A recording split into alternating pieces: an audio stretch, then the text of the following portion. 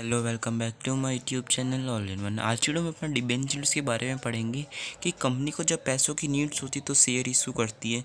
ठीक उसी प्रकार कंपनी को जब पैसों की नीड होती है तो वो डिबेंचर इशू करके भी पैसे ले सकती है।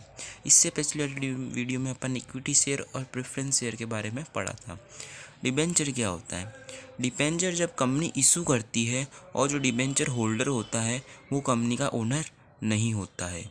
कंपनी जो डिबेंचर इशू करती है, तो जब डिबेंचर इशू करके जो फाइनेंस प्राप्त करती है कंपनी जिस होल्डर से, तो उसको होल्डर को डिबेंचर होल्डर को कंपनी है ना, उसको एक एसेट को मॉर्गेज देना पड़ता है डिबेंचर होल्डर को। सपोज करो एक्स एंड वाई एक कंपनी है और उसने एक डिबेंचर इशू किया और जेड वाले व्यक्ति ने उसको खरीद लिया।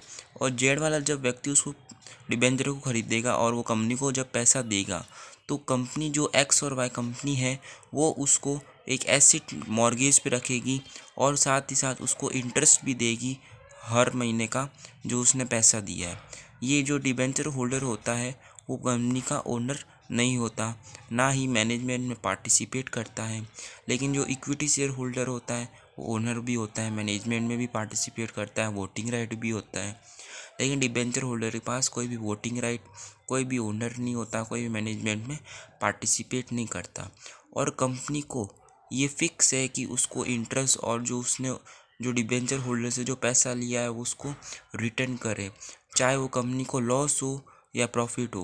कंपनी को डिबेंचर होल्डर को सबसे पहले पेमेंट करना पड़ता है।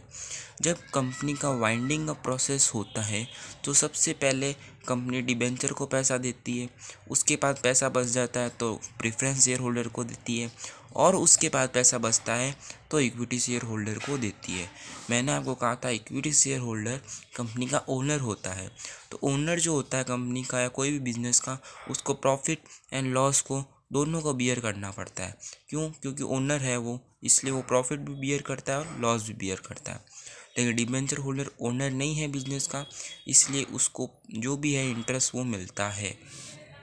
ये आप डायग्राम देख सकते हैं, ये equity share holder, preference share holder और डिबेंचर के बारे में डिस्कस है। इक्विटी शेयर होल्डर को डिविडेंड फिक्स नहीं मिलता, ओनर होता है, इंटरेस्ट नहीं मिलता और वोटिंग राइट होता है। प्रेफरेंस शेयर को डिविडेंड मिलता है, ओनर नहीं होता है, इंटरेस्ट नहीं मिलता है और ना वोटिंग राइट होता है। डिबेंचर होल्डर को इंटरेस्ट फिक्स मिलता है लेकिन ओनर नहीं होता, उसको इंटरेस्ट मिलता है और वोटिंग राइट भी नहीं होता है। तो ये डायग्राम है जिससे आप इक्विटी, प्रेफरेंस और डिबेंचर के बारे में पढ़ सकते हो। अब इसके मेरिट्स और डिमेरिट्स समझते हैं। डिबेंचर होल्डर फिक्स चार्ज, इनको फिक्स चार्ज देना पड़ता है चाहे प्रॉफिट हो या लॉस। तो डिबेंचर होल्डर के लिए एक मेरिट हो जाता है, has debenture has no voting right so they do not dilute management. अब ये कंपनी के लिए मेरिट हो गया कि डिबेंचर होल्डर के पास कोई वोटिंग राइट नहीं होता, तो इस वजह से जो कंपनी की मैनेजमेंट है वो ख़त्म नहीं होती है। अगर ज़्यादा वोटिंग होंगे तो उसकी मैनेजमेंट ख़त्म हो जाती है। क्यों? क्योंकि ज़्यादा मैनेजमेंट होंगे और वो ज़्यादा लोग एडवाइस देंगे, इस वजह से। वैन कंपनी है fix dividend against profit it reduce tax. Company के लिए एक और बेनिफिट है कि कंपनी जब इसको जो इंटरेस्ट देती है तो वो एक्सपेंडिचर जैसे शो होता है और वो अपने प्रॉफिट को, इनकम को कम कर देता है और इसी वजह से उसको टैक्स बेनिफिट भी मिलता है।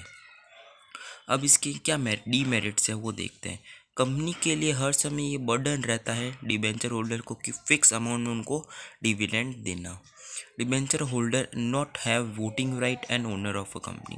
अब ये डीमेरिट किसके लिए? वोट डिबेंचर होल्डर के लिए, कि उसके पास वोटिंग राइट नहीं होता, ना वो कंपनी का ओनर होता है। It is necessary for company to mortgage asset of company. अब क्या है, कंपनी को हर समय जब डिबेंचर होल्डर इशू करते हैं तो उसके बदले कुछ एसेट मॉर्गेज देने पड़ते हैं। तो ये दोनों मेरिट्स और जो डीमेरिट्स है वो कंपनी और डिबेंचर होल्डर दोनों के मिला के डीमेरिट्स और मेरिट्स होते हैं।